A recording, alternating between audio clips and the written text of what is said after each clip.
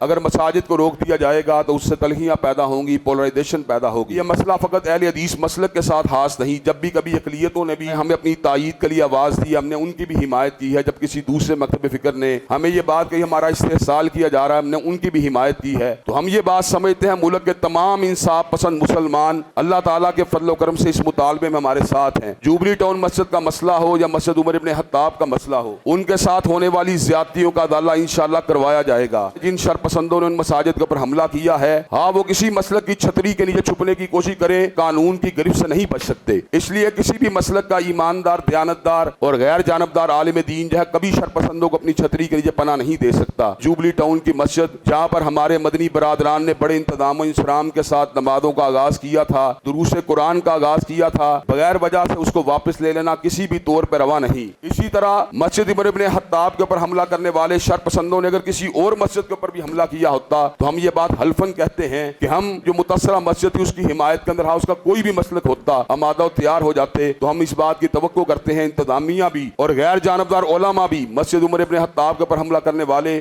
شرپسندوں کی گرفتاری کے لیے ہمارا بھرپور طور پر انشاءاللہ ساتھ دیں گے۔